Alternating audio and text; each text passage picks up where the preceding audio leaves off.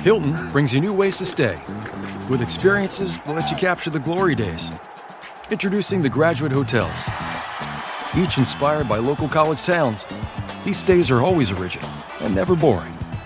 Get in touch with traditions all across the country and enjoy a stay that's a class above the rest. Book at Graduate Hotels with Hilton Honors Points at Hilton.com. It's a win-win. Hilton, for the stay.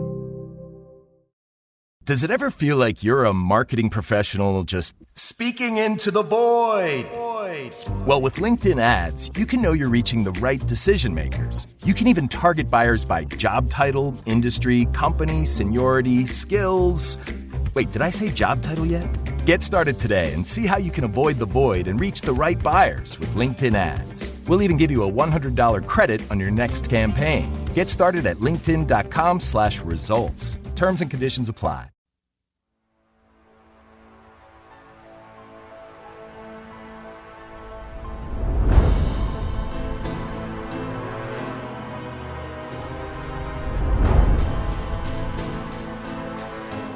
Welcome to Supernatural Circumstances, the podcast where we take you down the rabbit hole into the fantastic world of the strange, the paranormal, and the unknown.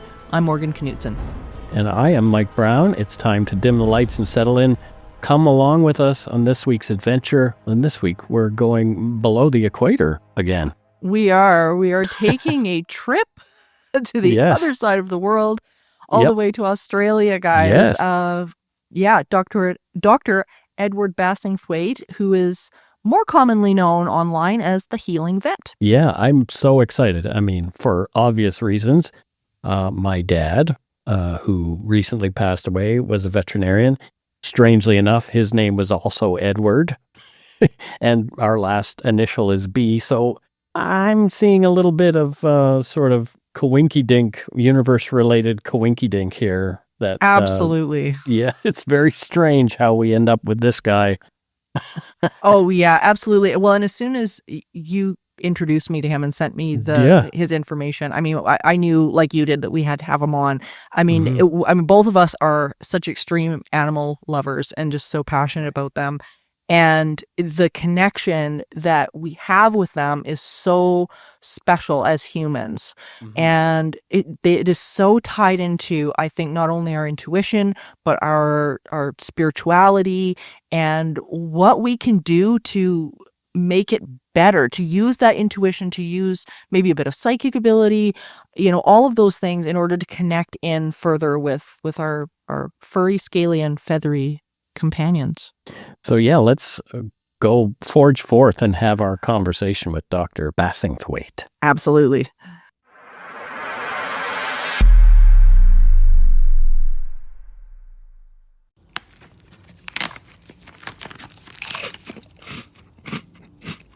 Uh-oh. The last cookie. You can get a new box of cookies in as fast as an hour with Walmart Express Delivery. Are you my guilty self-conscience? No, I'm the voice offering you promo code EXPRESS for free delivery on your first order. Hey, who ate my cookies? You mean, these cookies? Order now. Welcome to your Walmart. Promotion valid for first express delivery order. $50 minimum subject to availability. Restrictions apply. Llévate más de lo que esperas todos los días con el nuevo McValue en McDonald's. Ahora puedes comprar uno y sumarle otro por $1. Así que cuando tu equipo favorito enfrente a sus rivales, enfrenta tus antojos con $5 Meal Deals. Y si estás corriendo para alcanzar el desayuno, corre al app para llevarte ofertas antes del cutoff. Tú decides, y con McValue, tu decisión siempre rinde más. Precios y participación pueden variar. BOGO $1 válido para un producto de igual o menor valor. Debe estar registrado en Rewards para ofertas en el app.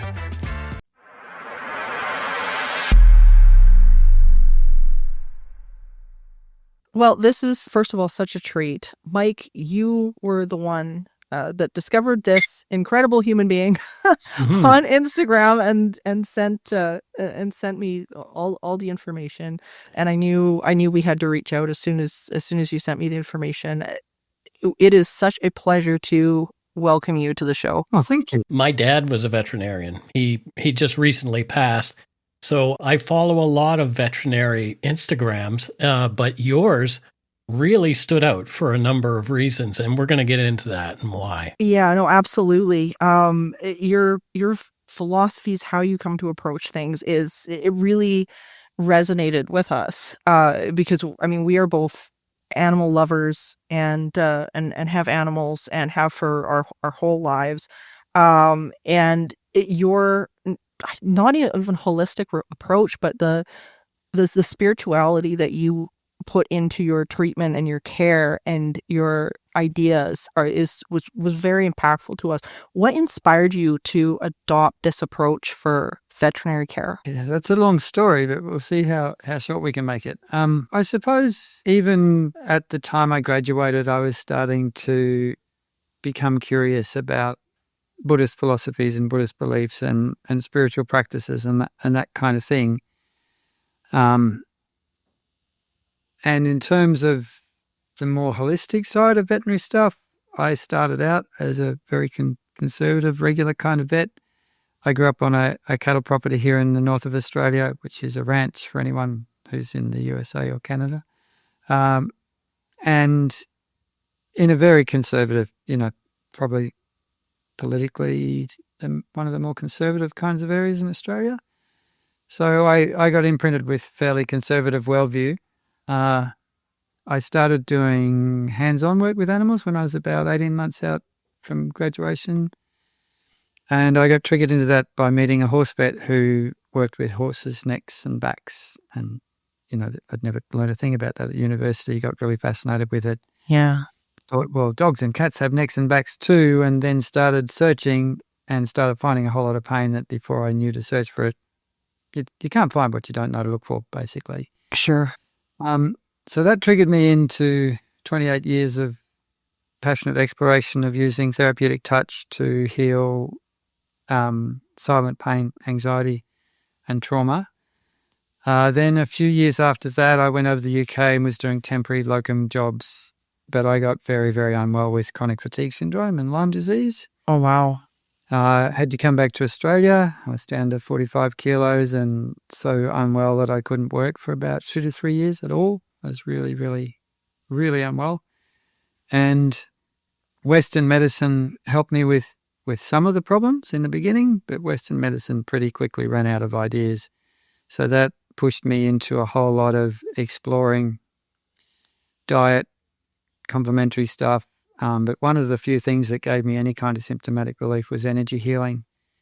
And that's what pushed me into learning energy healing, beginning to learn energy healing. And that's been another passionate exploration of mine ever since. So that energy healing too is very much tied up with a spiritual life and spiritual development and waking up into a perception and all that kind of thing. So these are things that you practice personally as well as in your practice. Oh, everything that I practice in my practice comes from my personal practices, my healing journey. I have an ongoing 5 morning a week, really strong self-care and spiritual energetic practices. Oh, I believe that. I mean, our animals, at least what I have found over the years, is that our animals tend to reflect back where we're at in so many ways. And I've noticed, I've noticed this over the years. Like Mike and I were firm believers that the universe and the people that we meet and whatnot are very much sort of mirrors as to what we've got going on.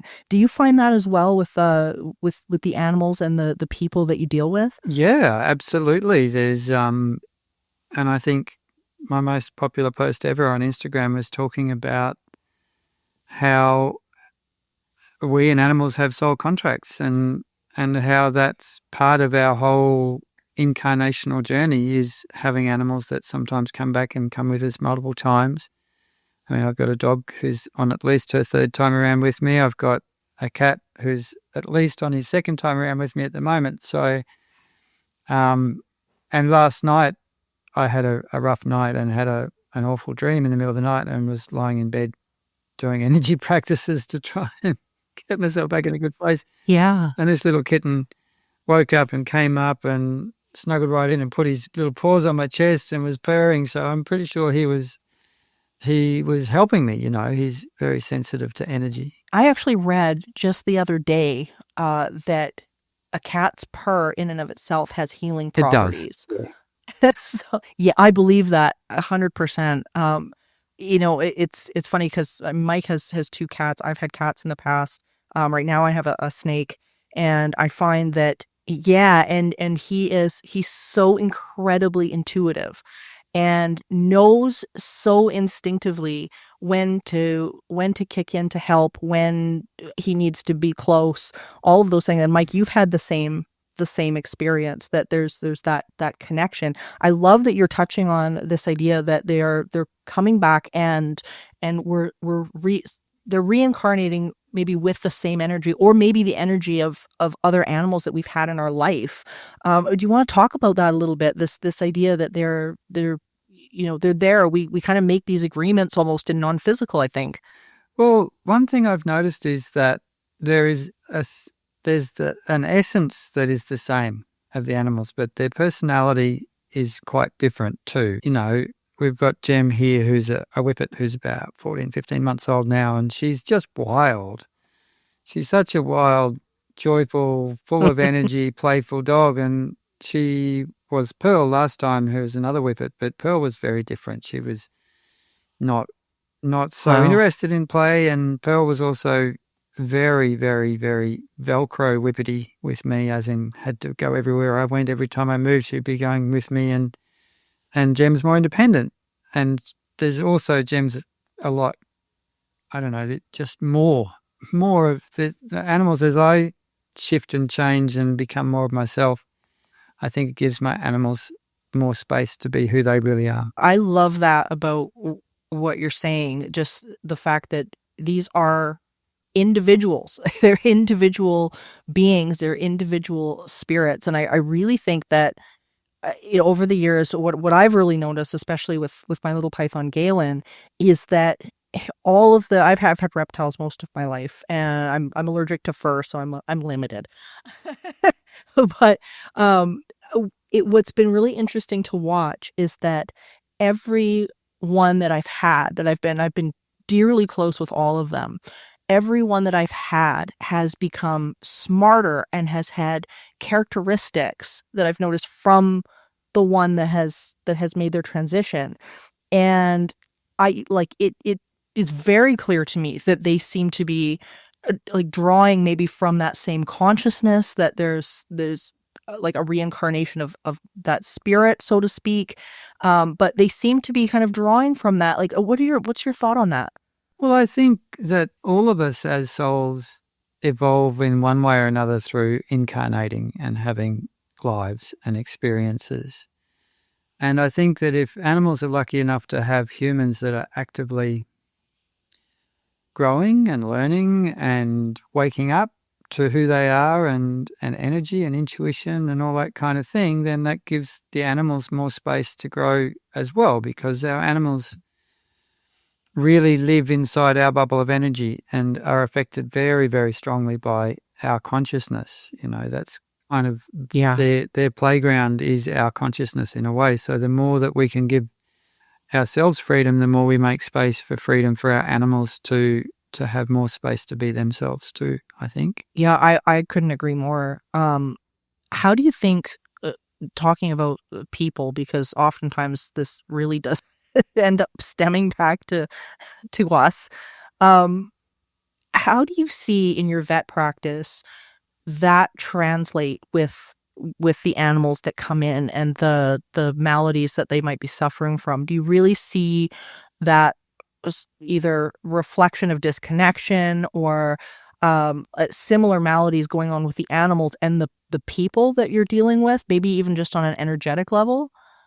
Look, it's not uncommon for me to see animals and people that have similar problems, that at least one human in the household has a similar kind of issue, whether it be autoimmune or allergies or anxieties or sometimes even, kind of quite specific diseases. That doesn't surprise me. It's funny because like my background is in parapsychology, which basically is the study of abnormal psychology.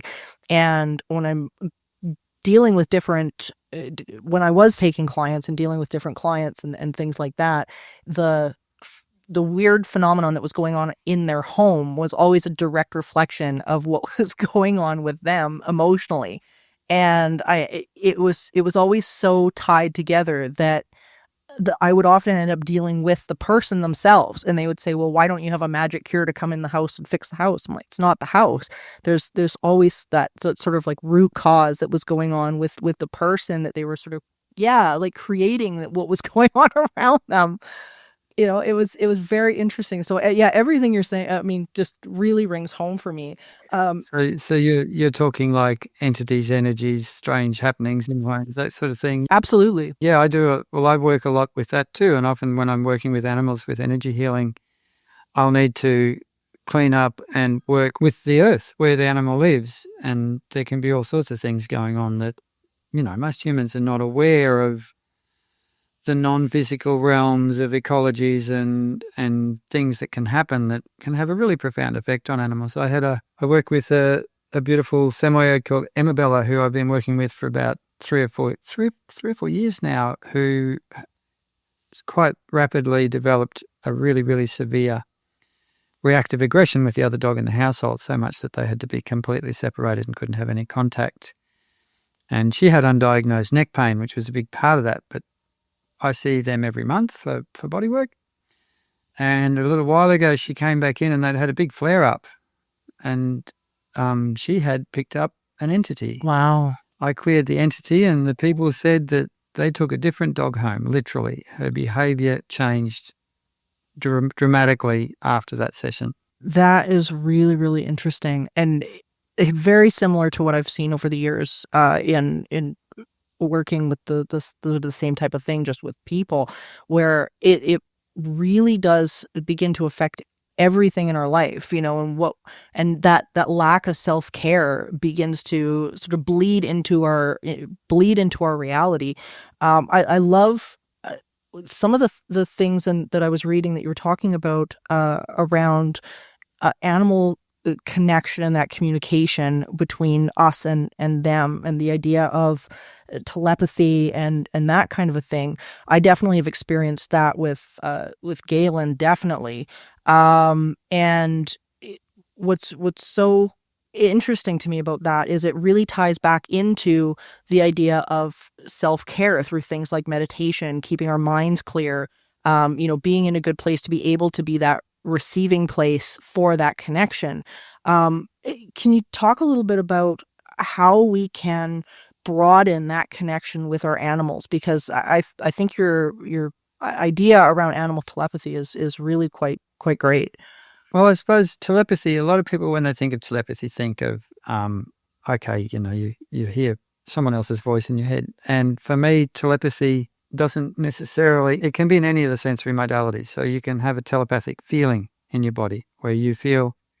Absolutely. Often if I'm working with an animal, either hands-on or maybe energy work at a distance, I will have strong experiences of the animal's emotional states or trauma or whatever. Telepathy can be a direct knowing, so that you get knowledge about another being without any logical way that you could have got that knowledge. You can also have that auditory sense. Some people will kind of hear an animal talking to them in a non-physical way. You can have telepathic in the visual sense as well, and sometimes some people will even get that telepathic connection through taste or smell, which is a bit rarer.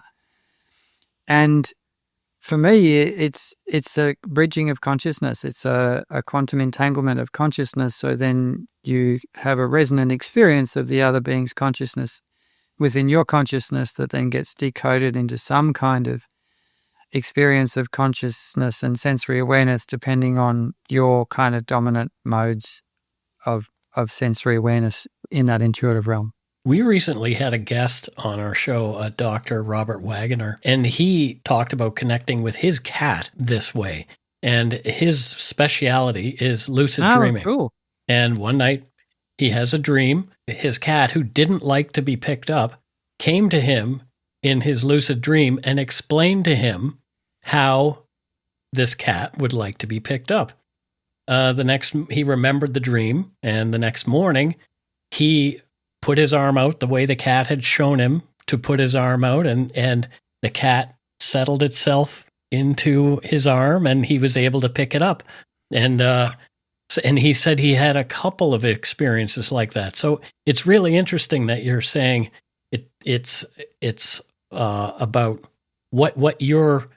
how you tune into things is the way it will come to you. And for him, it was lucid dreaming. So dreaming's another possible bridge for sure. Mm-hmm. Yeah, it's really fascinating stuff. I love this stuff, and I love that we're talking about this today because Morgan mentioned I have these two wonderful cats, and I mentioned my father passed recently, and they know that that I'm feeling down, and usually they're off doing their thing. They're brothers, so they play together, and they're very comfortable with each other. But more recently, they have wanted to be around me more to make sure that I'm okay. They know that I'm feeling a bit down, so they're doing what they can to perk me up, and it's amazing that these little creatures who have essentially entrusted me with their lives are taking care of me now. Yeah, and I think most animals really do care deeply for their humans, and that can be expressed in a whole lot of different ways too. It's like different animals have different, just like different humans have different ways. Like, this cat that we've got now is very different than the cat we lost to a snake bite before Christmas. But they were both awesome, and they both had particular ways of doing things. In fact, Fred, the fellow who died of snake bite, he jumped out of his body just before he died, and he hung around for a while because he didn't want me to be without a cat of some kind until the next one came along. And then when the kitten came along, then he transitioned and left. But he was a shaman cat in a way, in that he said, well, I don't actually think I want to die right now. I'm just going to be non-corporeal for a little while. I had that exact same experience recently before I got these two little guys. We had a cat. His name was Donner, not named after the party from Oregon, but from Santa Claus's reindeer, because he was born around Christmas. But he had a very terrible injury, and he had to be put down. It was one of the worst things that I've ever had to go through. But for a few months afterward, I would see a little black tail going around the corner, or just out of the corner of my eye, I would see him. And one evening, after I got these two new boys, I was sitting playing World of Warcraft at my computer, as I can be seen pretty much every night. And I looked down at my feet, and here's this black cat. And I thought, oh, it's my cat Egg, because my black cat's name is Egg. So I said, hey, Egg, how you doing? And I got up and I went down the hallway to go to the bathroom. And I look into my bedroom, and there are Egg and Waffles, my two new cats, sleeping on the bed. And I was like, what is this? This is like, what's going on? Did a neighbor's cat get into the apartment and decide to rest at my feet? So I go back outside. This cat's gone. I realized later, oh, that was Donner, again, letting me know he's around and if I really want him. And I haven't seen him since, which is interesting. It's like he knows now that I'm okay, and I've got two other guys taking care of me. So I really resonated with what you just said about your poor snake bit Fred. Yeah, I think, well, this is when we start to open up to the reality that we do have a physical kind of what you could call mundane reality, and we have a non-physical reality, which has a whole ecology of different kinds of beings and energies, of living energies that don't happen to have a physical body. It can be a little scary for some people at first, the thought of this. Mm-hmm. But if you learn how to interact with these kinds of things, it's no different than going for a walk in the bush here in Australia. If you keep an eye out for snakes, and if you see one, you give them a good wide berth and don't step on them, or pick a fight with them. Right. And certainly, I think it's something that humanity needs to really wake up to, because you don't want to be ignorant of things that can be, well, they can be beneficial, but they can also be a problem if you don't know what you're doing. Sure. So if somebody really wanted to get into a better connection with their animal, have a closer contact with their consciousness, consciousness to consciousness, do you have any methods that you would like to see people practicing more? I've created a whole modality that is focused around helping humans connect with their pets more deeply. We have a couple of training programs for either home people who want to just work with their own pets as home practitioners, or professional practitioners who want to go out and make a business out of having a whole lot of cuddles with pets and stuff like that, which is kind of fun. So it's called Whole Energy Body Balance Method.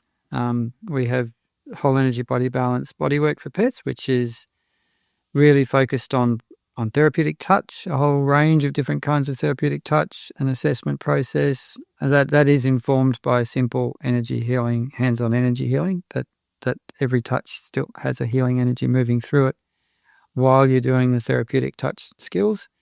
And we have a second program, which is WEBB Energy Work for Animals, which is all about intuitive development and energy healing and opening up that empathic, intuitive breach with you and your pets. I think that's amazing. And I think it's so important, I think, even just for people going along, in the world that we're living in today, where, things it can feel so up in the air, and people that maybe aren't as grounded in spiritual practice, or feeling that things are out of their control, or things like, I think that this program is so valuable, not only for the animal, but also just for the people, just getting involved and realizing, reconnecting with nature, reconnecting with these beings that have such a innate groundedness about them. They to me, they just seem to be so just more easily, I guess, connected to what we would consider consciousness and spirit, when our minds tend to get jumbled up so badly by the busyness of life and the what is of the world. Yeah, look, I think most animals are far more embodied than humans in general, and much more in touch with their instinctual nature, and much more open to their intuitive, empathic sensory awareness, because most humans shut down a lot of that stuff at a pretty early age to survive what I call the human jungle, or because they sense trauma or aggressive, unpleasant states of consciousness from other people, and it's so overwhelmingly uncomfortable that they have to shut down to survive.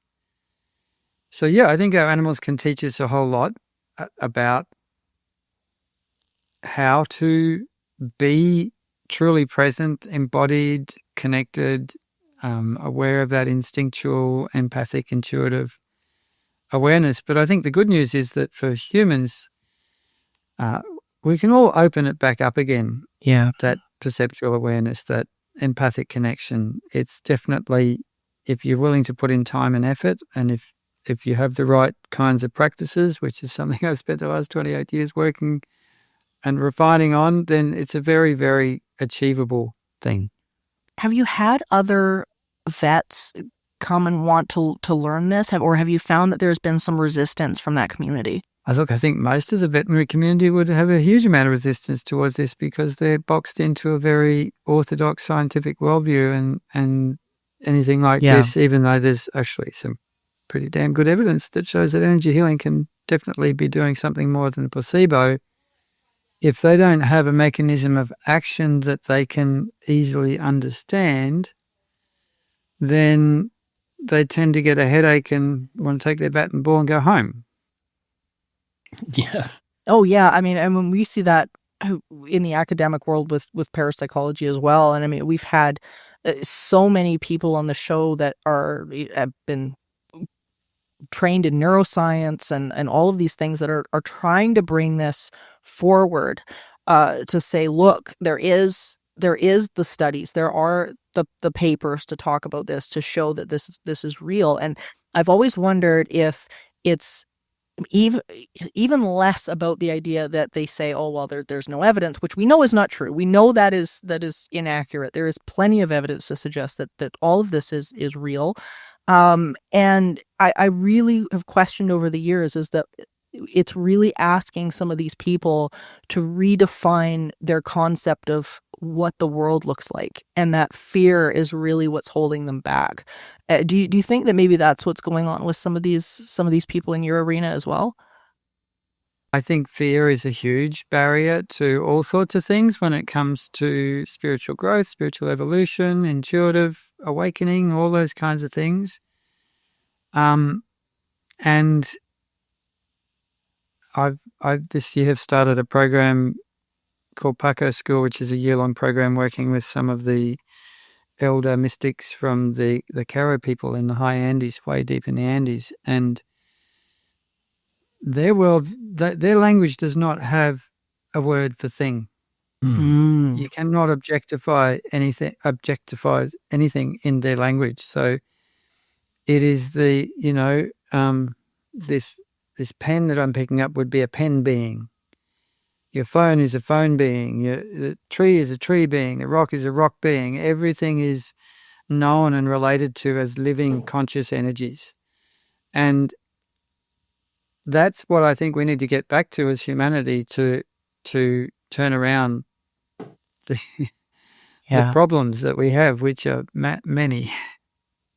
It's interesting. The Western ego has taken us so far down this materialistic rabbit hole that, we're forgetting that all is consciousness. We say it at the end of every single show. There is no line between the real and the supernatural. All is consciousness.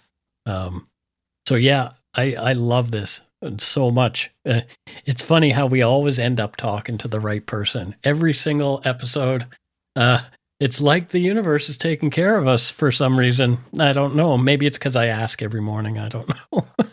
Could be.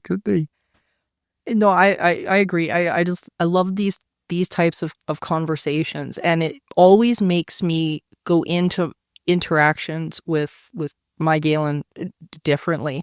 And I actually had a bit of an aha moment just recently because Galen's name, he's turning 21 in June, and Galen's name actually sort of it came to me as almost inspired thought when he was a couple months old when I got him, and or when we came into each other's lives. I shouldn't say got him, but when we came into each other's lives. And what was so interesting about it was that when I looked up the meaning of the name in Gaelic, it meant healer. And I thought, well, that seemed to be very, very fitting, not only just for the place that I was in my life, but also just his personality. He's got just this very calming, loving, patient demeanor ever since he was little. And what I discovered later, which was so interesting, was that my great-great-grandfather has a history in medicine, and the name Galen goes back to the Greek physician Galen, who was the first physician to start writing down the connection between mind, body, and healing. And I thought that is so and of course I had no idea. And snakes, of course, is the snake on the staff for the medical symbol. And I thought it was just so fascinating. But I sort of had this aha moment just recently that I thought, you know what?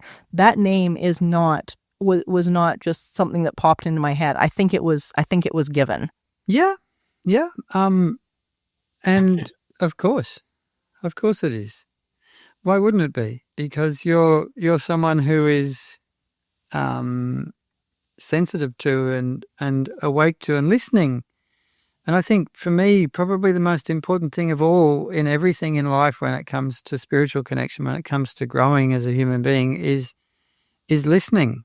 Deep listening to yourself. I mean, my primary practice is one of somatic awareness and energy connection.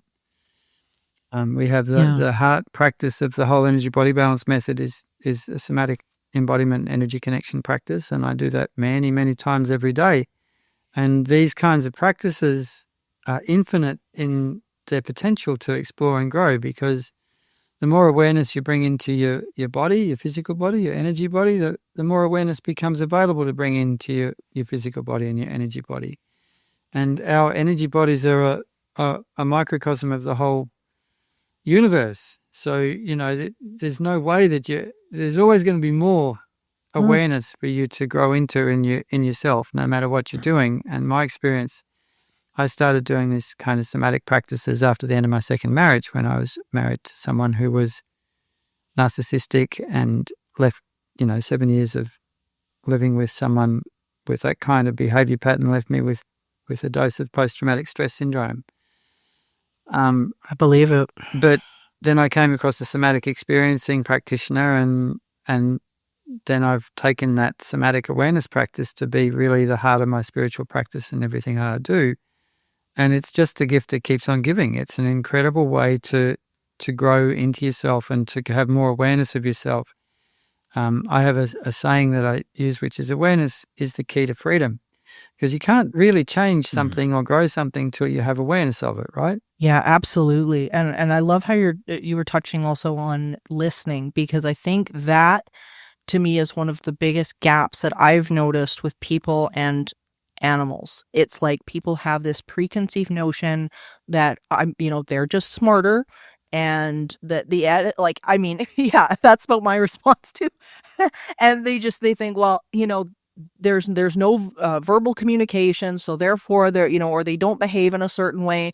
And I get that specifically over the years with reptiles, because people have this automatic assumption that, they have a reptile brain, so that they're not very smart, which Galen, he's the smartest guy I know. I don't I mean, he's incredible, and the knowledge is from him, and his interests and what he does. I mean, most people, when I tell them a lot about what his interests are and what he likes to do, people think I'm absolutely insane. But I'm like, but are you listening to what they're telling you? Are you paying attention to what their interests are? Are you flooding them with the things that they're showing you that they're interested in? What time are you spending? And I think that listening aspect is it's so missing from so many people with their pets. It is. And, they have another kind of theme that I see a lot of in clients when I'm working with them and their animals, is that they listen, but then they don't have any boundaries. And the animal decides what it's going to do all the time, and then the animal never gets a healthy no or a healthy yes or any kind of edge. And that's another huge, huge problem for animals, because to have a healthy or right relationship with an animal, you got to have edges. You got to have healthy edges, and you got to be able to say healthy no to the animal. You got to be able to say healthy yes to the animal. Like, yes, Jem, today we're going to be doing some body work, and oh dear, we're going to touch some sore bits, and we're going to have to find a way through that. And you're not just going to be able to run off when you feel like it. Or a healthy no, you can't go up there and knock the door down and go and jump on my partner Auntie because she's sleeping in this morning.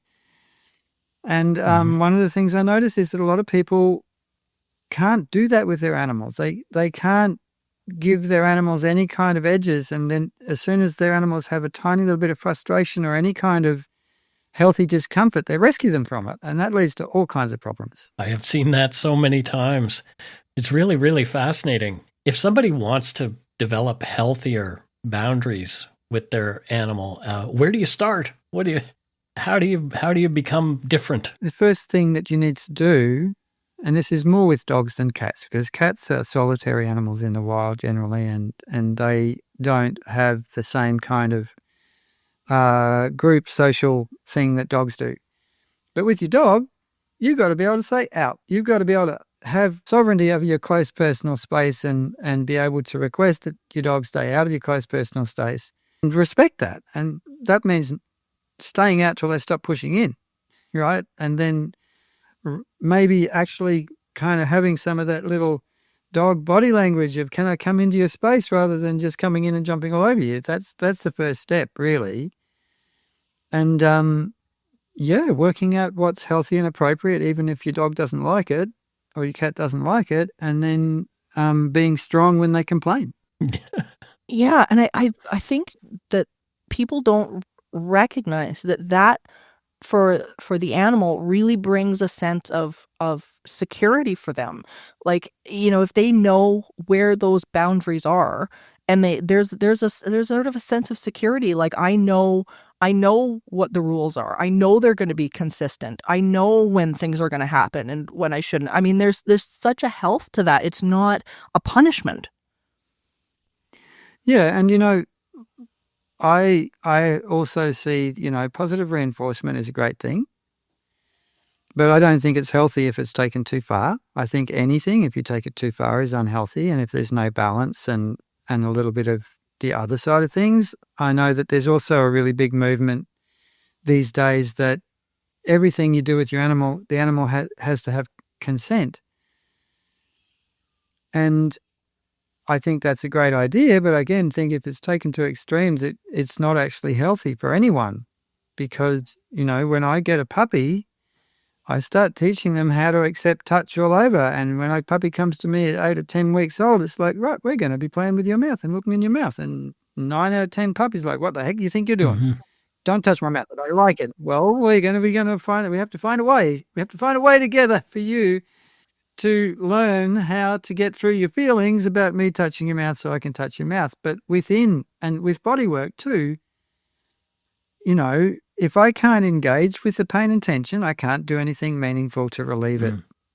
So I come into this work, and when people learn how to do this work, it's okay, we're going to do this. And within that, we'll give you opportunity to have consent and to communicate.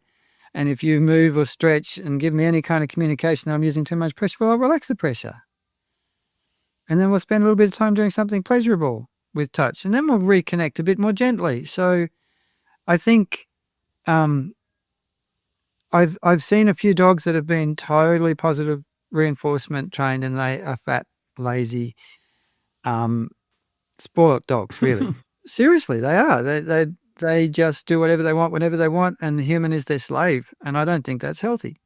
No, I completely agree. I mean, it's funny. I live off of a dog park. My balcony overlooks this big dog park. And I mean, we see every boundary breaking dog. Oh my gosh. I would say 9 out of 10 people that go through that dog park have no idea how to put up boundaries and limitations for their animal. Like, none. And when I bring Galen out, because we go for walks in the summer, and I've got a little baby wrap that I walk with. I put him in this little baby wrap, and it's great because he's off the ground and he's comfortable and gets to enjoy the fresh air. But I avoid most dogs like the plague because I know they're going to jump. And Galen he's exceptionally friendly, and he wants to pat all the animals with his neck. And but it's like those dogs they're gonna jump all over, and it's unfortunate. And to me, it's again, it sort of comes back to what we were talking about before, where there's got to be a disconnection within, I think, the person that is, that they can look at their dog and go, okay, well, that behavior, that's acceptable. Like that again, it goes back to what's going on within the person, that they've got an animal that's reflecting that out of control behavior. Oh yeah, absolutely. And humanity is in what you might call an adolescent stage in terms of the group consciousness, the kind of average level of where we're at in terms of evolution and stuff like that. And adolescents are not very sensible. No, I know I wasn't. No, it's so true. And it's funny because with Galen, he's always had boundaries ever since he was really, really little. And this is just sort of a funny little story about how they've affected him over the years. My mom was plugging in some Christmas lights this past Christmas, and the one thing that Galen's always been taught ever since he was really little, like most of our outlets and stuff have the little baby covers on them because he's got a little tongue that's like constantly going, and when he's out playing, I'm like, we don't want any accidents, so there's always little baby plugs in the outlets. But he's always been taught the outlets are a no-no. We don't go near the outlets. That's not what we do, and whatnot. So anyway, my mom went to go plug the lights in, and he was watching her. And he immediately was huffing and was poking at her. And it was like, no, you don't put things in the outlets. Like, that's the thing you don't do, is put things in the outlets. So I had to call him. I'm like, no, you can put the plug in the outlet is okay. But you're right, you don't put anything else in the outlet. But he knew immediately that, and it was something that not only protected him, but he was carrying it forward that, you don't do that. And so it was just such I think a really good example of just how, these things really boundaries will make the animal feel just as comfortable as the person. Look, boundaries are one of the conditions of a healthy life. There's no doubt in my mind about that having strong, clear, dynamic, adaptable, evolving boundaries is just, if you don't have a healthy boundary on your physical body, like a skin, you get sick. Mm-hmm. And that's true through all dimensions, all kinds of experiences, all systems, in my opinion. Where do you see the future of this type of medicine going in the next decade? What do you see this mindset expanding? Because I know with the people that we've spoken to and guests we've spoken to over the years, I definitely see an increase in this information. But how do you think that will apply to vet practices? Look, I think that's a really interesting question. I don't really know the answer to that. I think there's been a real groundswell in terms of interest in and people using all kinds of complementary, holistic, alternative practices for themselves and for their animals over the last 10 years. We now have an integrated veterinary conference every year here in Australia, which we actually talk about energy healing and all kinds of different things. So it's growing. At what pace will it grow? I don't know. My heartfelt desire is that we have some kind of phase change in consciousness of humanity, and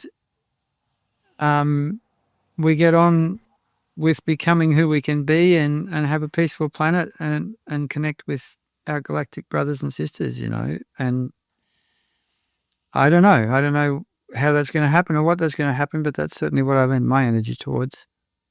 Well, I think you're going to leave a legacy. Yeah, go ahead, Mike. People who are looking for you can find you on Instagram. Yep. Under the _healing_vet, and also at thehealingvet.com and wholeenergybodybalance.com. Yeah, I've got a book that we put out last year, which is Find and Heal Your Pet's Silent Pain.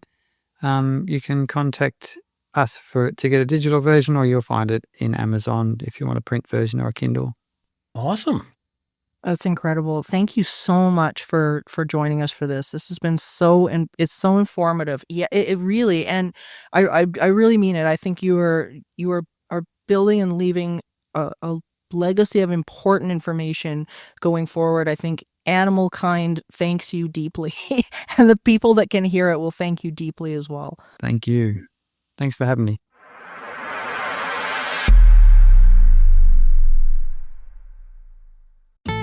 Building a portfolio with Fidelity Basket Portfolios is kind of like making a sandwich. It's as simple as picking your stocks and ETFs, sort of like your meats and other toppings, and managing it as one big, juicy investment.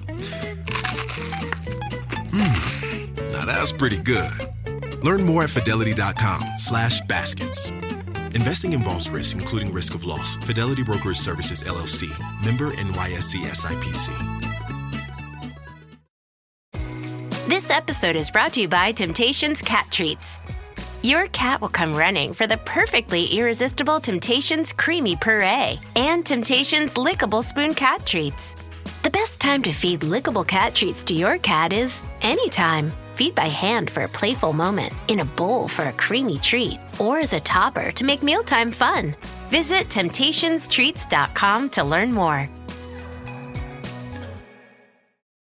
Hi, I'm Donna Friesen from Global National. Life moves fast these days, and we want to make it even easier for you to get the news you need. That's why you can now get Global National every day as a podcast. The biggest stories of the day with analysis from award-winning global news journalists. New episodes drop every day, so take this as your personal invitation to join us on the Global National Podcast. You can find it on Apple Podcasts, Spotify, Amazon Music, and wherever you find your favorite podcasts.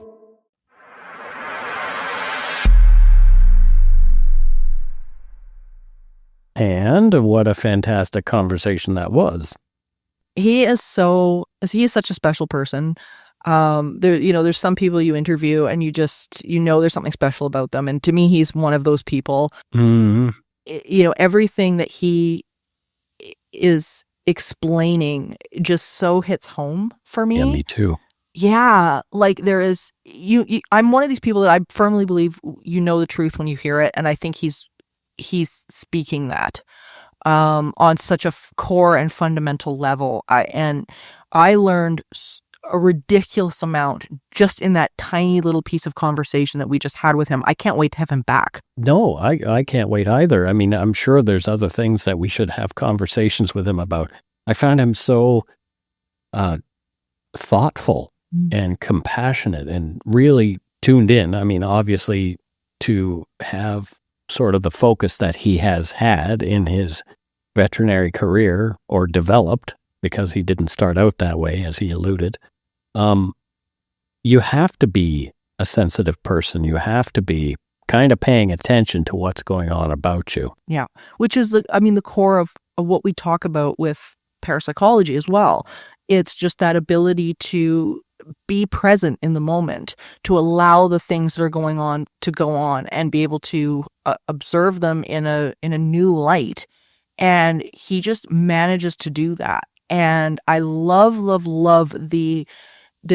this idea that we can start to take so many of the things that we have discussed on this show with other people in relationship to, loved ones passing away or communicating with spirit and all of those things, and apply them to a living being. That I think is a big aha moment for a lot of people, to be like, well, wait a minute. It's not just about connecting in with spirit as something that we think of as the afterlife. This is something that we can use now, and connecting into beings that are nonverbal, that don't have the same way of communicating through English language or whatever it is for them. This is something that everybody can do this. They can. I mean, I'm taking the whole conversation we had with him as a message from my dad too. Oh, without a doubt. Yeah. Without a doubt. I mean, Dad's on, he's in another place. Well, he's still here, but dimensionally different. I don't know what it is. I can't explain it. I just feel him around. But it's the fact that we were led to having that conversation with Dr. Bassingthwaighte is, to me, sort of confirmation from Dad about some things, if you know Absolutely. what I mean. Yeah. Oh, absolutely. Yeah. I mean, you don't even have to explain it. Like, to me, it's so obvious when some stuff like this shows up and happens. Mm-hmm. And it's such a lesson. I think for us, it's a lesson for everybody that they are tuned in all the time, just like our animals. And I really feel like our animals almost have that same awareness that when we pass over, that we gain. And the animals don't seem to need to make that transition to gain that awareness. I mentioned Galen so many times on the show, but here he is experiencing the world in a very different way than people. I mean, his sensory abilities are far beyond what people experience on a day-to-day basis. And I see him reacting to things in the house all the time. And there's times where we're sitting there and watching a movie, and he will greet somebody coming into the room that I can't see. And you damn well know somebody's there because he's interacting with them. He's excited to see them, and they seem to disappear because after maybe 20, 30 minutes, he looks around like, oh, I can't see them anymore. And he goes back to watching the movie. And it's like, these guys are experiencing stuff on a level that, I mean, we can only imagine. We just have so much to learn if we would just put the ego aside and realize that they really are the teachers. They really are. They really are. I'm telling you. So thank you for joining us on this very eerie expedition, dear listeners, for a number of reasons. And remember, there is no line between the natural and the supernatural. All is consciousness. Until next time, stay curious, friends.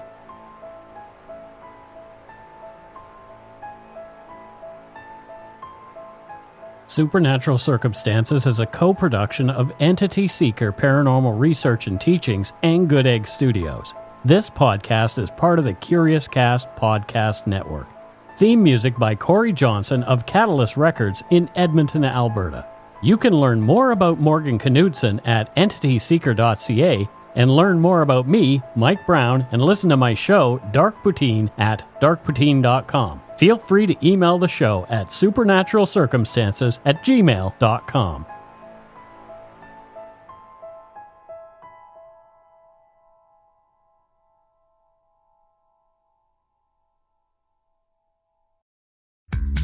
I'm ready to eat. Want to kick your cooking up a notch? This is the moment you've been waiting for. Flavor Network is giving one lucky viewer $15,000 to put towards their grocery bill. Oh, I love that. Tune into Flavor Network every night at 9 Eastern or stream live on Stack TV. Look for the daily code word and enter on our website for a chance to win $15,000. Oh my God, that's so good. We're going to blow some minds. Let's do it. Visit flavornetwork.ca for more details and to enter now. Game on, people.